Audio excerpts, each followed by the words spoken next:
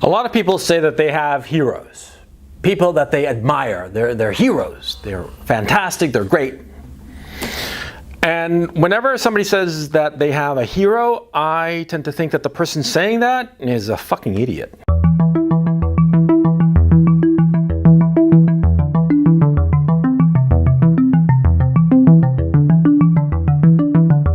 The only people who should have heroes are children. Yeah. And the impulse to make somebody a hero comes from children, from a very natural impulse. You know, children, small children, boys especially, because you'll notice that, see, it's boys who have heroes, girls not really. See, boys have their heroes because they want to find a man older than them, you know, somebody who's, you know, out in the world already, somebody to emulate. And it's quite natural. See, small children, and I see it with my own son, who's 4. He looks up to me and thinks that I'm a hero just by virtue of me being older and bigger, an adult already, whereas he's a child. And he sees me and sometimes he emulates me. And it's adorable. It breaks my heart, right? And I look at that, and to him, I can do no wrong. I'm his hero. And that's a lovely, lovely feeling, yeah? But you see, it's natural and right and fine in a child of 4, a child of 10 even. But once you become an adolescent, and let alone get into your 20s, and let alone your 30s, no, you should not have any heroes. No. You can have people that you respect, people you admire even, people that you wish that you yourself can be like them, but you cannot have heroes. Because hero worshipping is blind. You look up to somebody and you hero worship them, whoever it is, you know, some sports figure or a rock star or some famous politician or whomever, it doesn't matter. And what happens is that you wind up idealizing their behavior. You look at them and you look up at them. You look up at them and like, oh, he's so wonderful, right? And of course, he has made good decisions and very bad decisions, like we all do. Whosoever this person that you raise up into a hero, he has very good qualities. And it's those very good qualities that you admire. But that doesn't mean that he's an angel or a saint. It just means that those qualities that you admire have created good results. And those things that you admire, you want to be more like him. But you cannot be blind to the defects of the man. The fact is, it's the defects that make the man. A lot of times, it's the defects, the shortcomings that we have that really define us, and not the heroic things that we manage to do sometimes. Yeah, and that's the truth. But be that as it may, I look at so many young people today, so many young men, and they have heroes. They elevate somebody into a heroic statue, thinking that this person is wonderful and everything that they do is perfect. And because they think that everything that they do is perfect, they are unwilling to look at reality and understand not only this person that they've elevated into a hero, but also understand the things that they actually did and how perhaps what they did was actually not such a good thing. Let me give you an example. When I was young, I admired Winston Churchill. Sure. You know, Winston Churchill had been elevated in the common mythos we have in the Western democracies, in the post-war Western democracies. That, you know, Winston Churchill was this great wartime leader. That's how he was sold to me, and that's what I believed, thoroughly believed, right? And I never really gave it much thought. Until actually, and it embarrasses me to admit this, rather recently, in the last couple of years, I've actually started thinking about Winston Churchill a little bit more carefully. And I read a few books that had vastly different opinions on Winston Churchill. And as a man, as a grown man, I've started to realize something. It's not that Winston Churchill was a hero. Oh no, he was a fucking villain. He destroyed his country. He destroyed the British Empire utterly and destroyed England. He was the cause of the total annihilation of what was once the British Empire, and he gave a mortal wound to what we call today England, which in just a few short decades will cease to be, mark my words, but that's for another video. See? And how is this so? I'm telling you this, but you ask me, well, how is it that he's not a hero? He wasn't like the great, we will fight on in the beaches and we'll fight on the shores or blah, blah, blah. How come he's not a great hero? Well, think about it. He went into war against Nazi Germany, right? He declared war against Nazi Germany in September 1939 after the Nazis had invaded Poland, right? Everybody looking at the situation understood very clearly what was going on. The Nazis and the Soviets were getting ready to go to all-out war. That was the inevitable direction where things were going. The Nazis and the Soviets came to the non-aggression pact where they divvied up Poland. Because it wasn't just that the Nazis invaded Poland. The Soviets also invaded Poland and took over the eastern half of Poland. Yeah.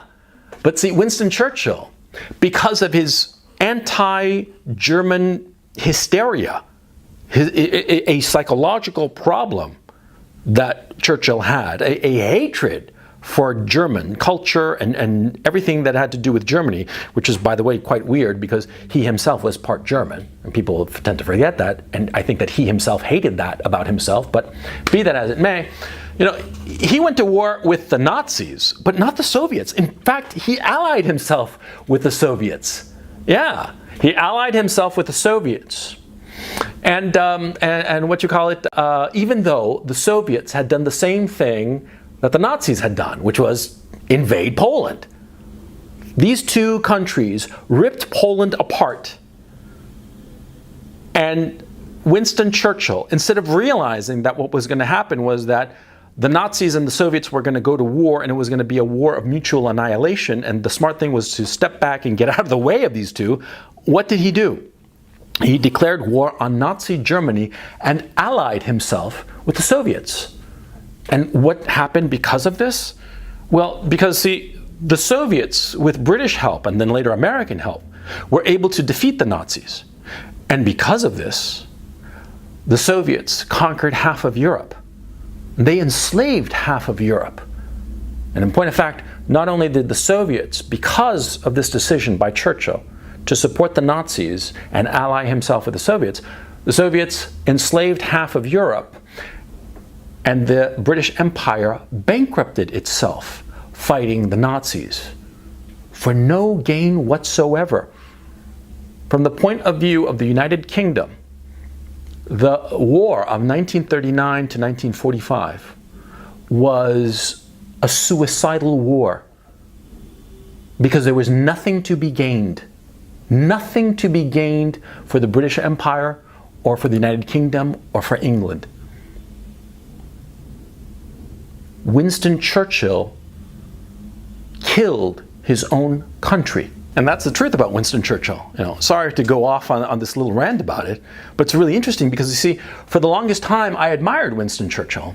And hell, there have been a whole boatload of movies that are basically hagiographies of Winston Churchill about how wonderful he was. But if you start thinking about it and remove the blinders of hero worship, you start to realize that what Winston Churchill did was evil. He was a truly evil man. He sacrificed his nation, the flower of the youth of the United Kingdom. He sacrificed the British Empire, which was actually a force for good and was a great stabilizing influence in a lot of unstable places. He sacrificed the British Empire for a pointless war to satisfy his own ego. Because if you start to read about Winston Churchill, you realize quite quickly that he had an insanity about war. He loved war. War with whomever. Winston Churchill was the man who, for all intents and purposes, invented concentration camps in the Boer War at the turn of the 19th century. Winston Churchill was First Lord of the Admiralty and a key player insofar as the First World War. And many people have said that he incited many of the policies of the Brits during the First World War. Winston Churchill, as I explained before, got into a war where he had no business going into war because he loved war. He loved it. He loved the fact of butchery and murder. He was a crazy man. He was a crazy man who loved war and hated the Germans. And he went to war twice with the Germans. Huh? That's how insane he was. And you can see that if you realize that you cannot worship a man as a hero. You have to judge him. And that's the point. The people who hero worship are people who are afraid of judgment. And I've said before in other videos, see, in our current culture, the whole notion of judgment, of making a moral determination, is anathema. You cannot make a moral determination. No judgment, no judgment. Everybody can do whatever the fuck they want, right? And because of this moral fear, moral terror of making a judgment, you wind up with a populace who worships people as heroes instead of judging them by their words and judging them by their actions. A lot of people, for instance, nowadays worship Trump, right? Instead of looking at the man for what he actually does, yeah? Not what he says. I mean, I don't believe in paying attention to anything that anybody says. I think that you should pay attention to what they actually do. But no, you have people who worship Trump and who say that he's a great thing, blah, blah, blah, great president or whatever, and worship the man, yeah? Or there are others who worship, I don't know, Alexandria Ocasio-Cortez or Bernie Sanders, whoever the fuck they admire. They admire them in a childish way. Because the fact is, if we live in a society where you are not allowed to judge, then it's inevitable that you are going to worship the people whom you perceive to be on your side. You're going to worship them as heroes uncritically and accept whatever they say or do uncritically. And you're only going to say, oh, well, he's my hero. I admire him so much, so I'm not going to say anything.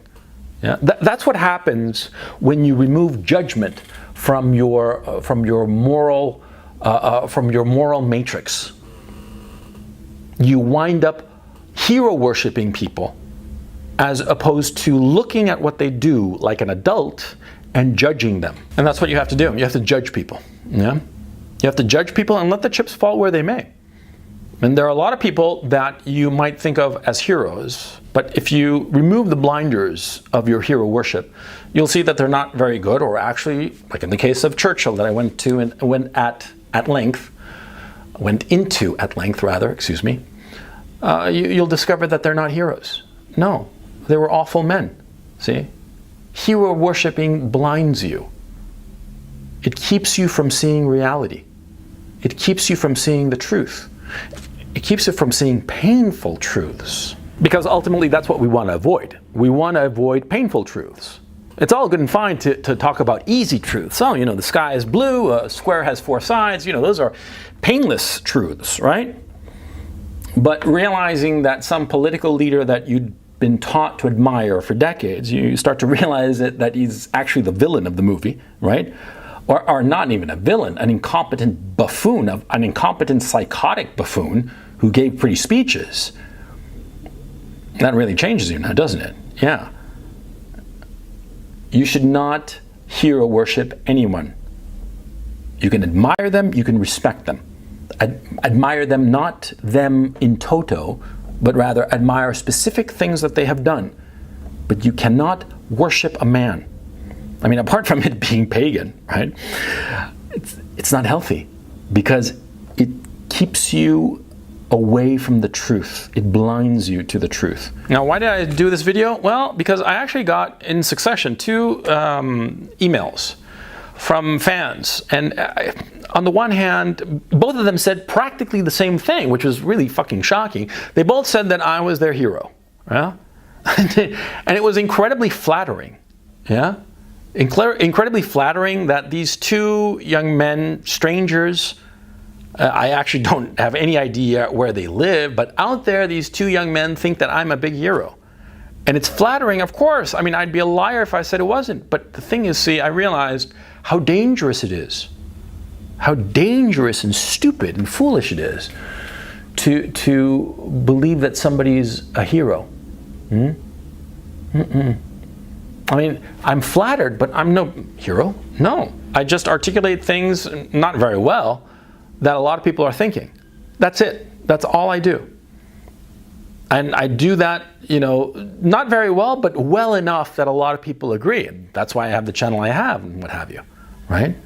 But to say that I'm a hero, oh no, that's very dangerous. That's exceedingly dangerous. When you say that somebody's your hero, you're basically giving them carte blanche to do whatever foolishness they can think of. You're basically saying, here, go ahead, do whatever you want, and you have a license, because I'm not going to judge you. You're a hero. Therefore, anything you do is fine by me. That's a fucking dangerous notion. That's so fucking dangerous. Yeah. Now, why am I bringing this up? Well, here are my thoughts. No fooling around. We're moving into a really dangerous period in our political life in the Western democracies. And I'm not fucking around when I say this. What's happening is that we are rapidly polarizing. I mean, that's not news, right? We're going to find ourselves with leaders who will come to the fore of the two sides of this polarization. And on both sides, we're going to see leaders rise up or be elevated, as the case may be, and people will start to hero worship them.